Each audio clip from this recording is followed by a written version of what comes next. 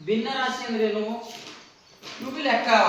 ಹೆಂಗ್ ಲೆಕ್ಕ ಅವ ಅಂದ್ರೆ ಇವತ್ತು ವೃತ್ತದ ಅಂತ ತಿಳ್ಕೊಂಡು ಈ ವೃತ್ತವನ್ನು ಹಂಚಬೇಕು. ಹಂಚ್ಬೇಕಾದ್ರೆ ಹೆಂಗೆ ಹಂಚಬೇಕು? ಈಗ ನೀವು ಇಬ್ಬರು ಅಣ್ಣ ತಮ್ಮ ಇದ್ರಿ ಅಂತ ಹೇಳಿ, ಒಬ್ಬರಿಗೆ 10 ರೂಪಾಯಿ ಕೊಟ್ಟು ಒಬ್ಬರಿಗೆ 8 ರೂಪಾಯಿ ಕೊಟ್ಟರೆ ಸುಮ್ ಕೊಡ್ತೀರ ನೀವು? ಇಲ್ಲ. ಇಬ್ಬರು ನನಗೆ ಹೆಚ್ಚಿಗೆ ನನಗೆ 10 ರೂಪಾಯಿನೇ ಬೇಕಂತ.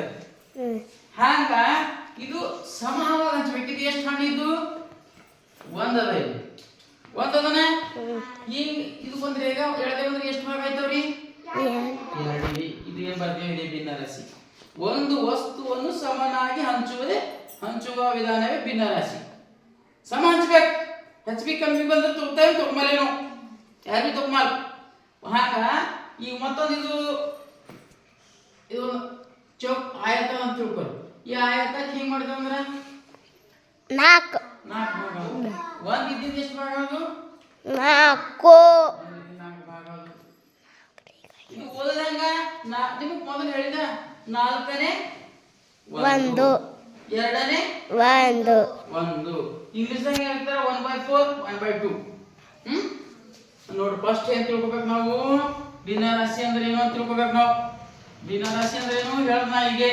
ಏನು ಭಿನ್ನ ರಾಶಿ ಅಂದ್ರ? ಒಂದು ವಸ್ತು ಓದ್ಬೇಡ್ರಿ, ತಿಳ್ಕೊ. ಸಮಾನಾಗಿ ಹಂಚುವಿಕೆ ಭಿನ್ನ ರಾಶಿ. ಸಮ ಹಂಚ್ಬೇಕು ನಾವು. ಹೆಚ್ಚ ಕಮ್ಮ ಹಂಚ್ಬೇಡ. ಈಗ ಹೊಲ ಅದ, ಅಣ್ಣಗೆ ಕಮ್ಮ ತಮಗೆ ಹೆಚ್ಚಿ ಕೊಟ್ಟರೆ ತೋತಾರೆ, ಜಗಳ ಆಡ್ತಾರೆ. ರೊಕ್ಕ ಬಿ ಹಂಗೆ. ಯಾವುದೇ ಒಂದು ವಸ್ತು ಏನ್ ಮಾಡ್ಬೇಕಾಯ್ತು? ಸಮ ಹಂಚ್ಬೇಕಾಯ್ತು. ಯಾರ ಕಡೆ ಹೆಚ್ಚು ಯಾರ ಕಡೆ ಕಮ್ಮಿ ಮಾಡ್ಬಾರ್ದಿತ್ತು. ಒಂದು ವಸ್ತು ಸಮನಾಗಿ ಹಂಚುವಿಕೆ ಭಿನ್ನ ರಾಶಿ ಅಂತ ತಿಳ್ಕೊರಿ.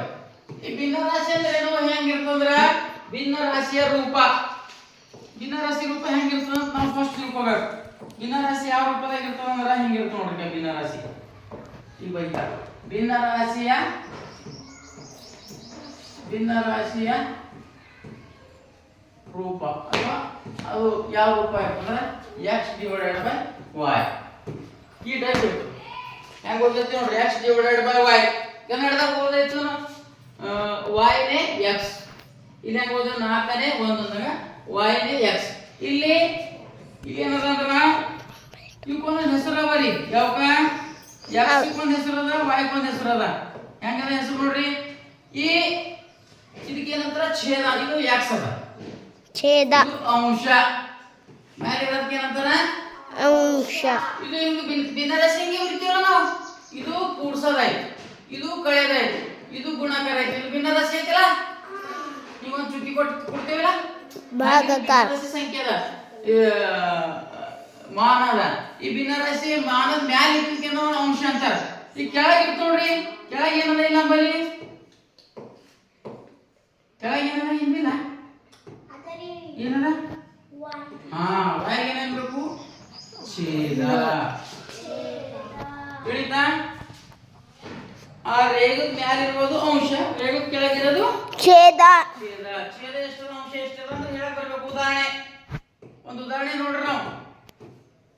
ಇದು ಹೆಂಗ್ ಓದಬೇಕು? 4ನೇ 3, 8ನೇ 5ನೇ 8, 7ನೇ 3. ಇಲ್ಲಿ ಅಂಶಗಳು ಯಾವ್ಯಾವ ಹೇಳ್ರಿ? ಅಂಶಗಳು ರೀ 3, 8, 3, 4. 3. Very good. ಇಲ್ಲಿ 3, 8 ಮತ್ತು 3 ಇವು ಅಂಶವ. ರೇಖದ ಮೇಲೆ ಇದನ್ನ ಅಂಶ ಅನ್ಬೇಕು.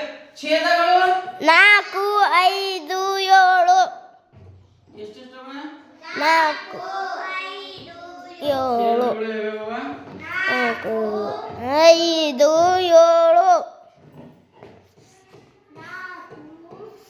ಛೇದಗಳು ಯಾವ ಛೇದಗಳು? ಇಲ್ಲಿ 4ನೇ 3ದಾಗ 4 ಛೇದ ಅದ, 5ನೇ 8ದಾಗ 5 ಛೇದ ಅದ, 7ನೇ 3ದಾಗ 7 ಛೇದ ಅದ. ಓದುವಿಕೆ ಹೆಂಗದ? ಹೆಂಗ ಓದ್ಬೇಕು ನೋಡ್ರಿ.